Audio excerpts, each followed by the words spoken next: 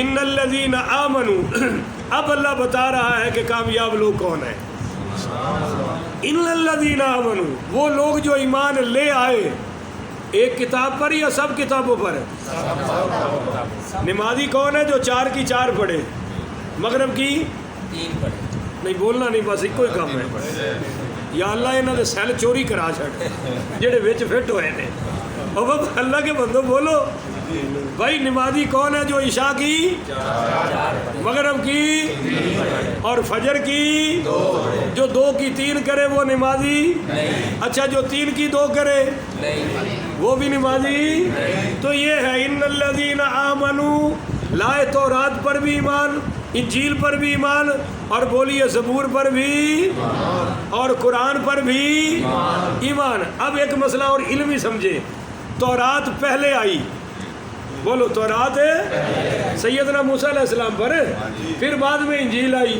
انجیل نے کچھ باتیں تورات کی منسوخ کر دی اور کچھ نہیں لے آئی.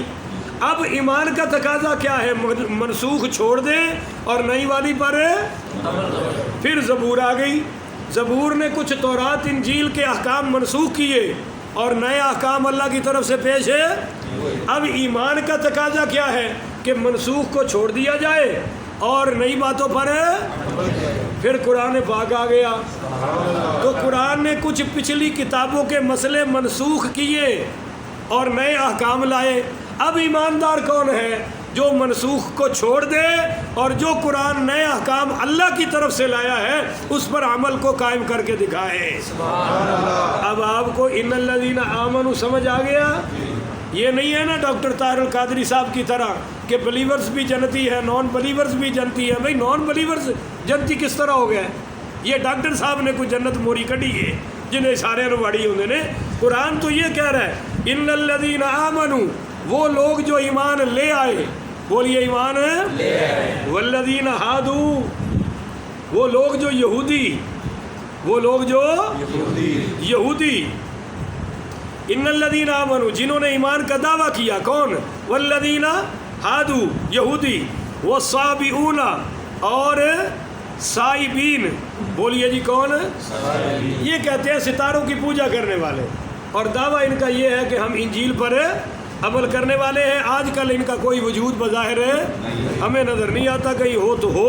والنصارى اور نصارہ, من آمن باللہ جو ایمان لائے اللہ پر, بولیے جو ایمان لائے والیوم الآخر, اور ایمان لائے قیامت. کس طرح؟ جس طرح حضور فرمائے.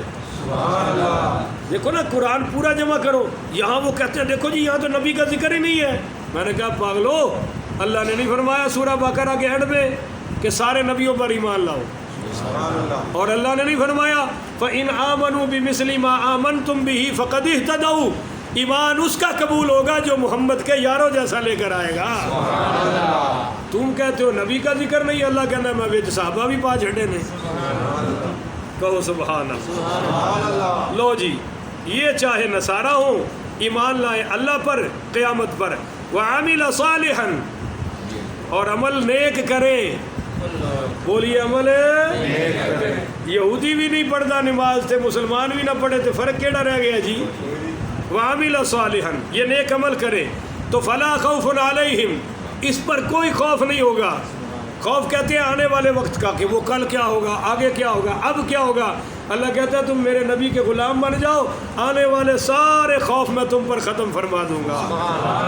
وَلَا هُمْ يَحْزَنُونَ غم کہتے ہیں پچھلے گزرے ہوئے وقت پر, ہائے کاش میں نے یہ کیوں کیا, ہائے میں یہ نہ کرتا. اللہ فرماتا ہے میرے محبوب کے غلام بن جاؤ, ایماندار ہو جاؤ, میں پچھلے گناہوں کو نیکیاں بنا کے تمہارے نامہ اعمال میں درج کر دوں گا. یہ سورہ فرقان میں بیان ہو چکا ہے. اولئک یبدل اللہ سیئاتہم حسنات کہ میں ان کی برائیوں کو بھی اچھائیوں میں تبدیل فرما دوں گا. اب سنیے وَلَقَدْ أَخَذْنَا مِيثَاقَ بَنِي إِسْرَائِيلَ یہ جو یہودی کہتے ہیں جی ہم بھی مومن آپ بھی مومن, ذرا ان کی اوقات کو دیکھیں. نہیں سمجھے ہو؟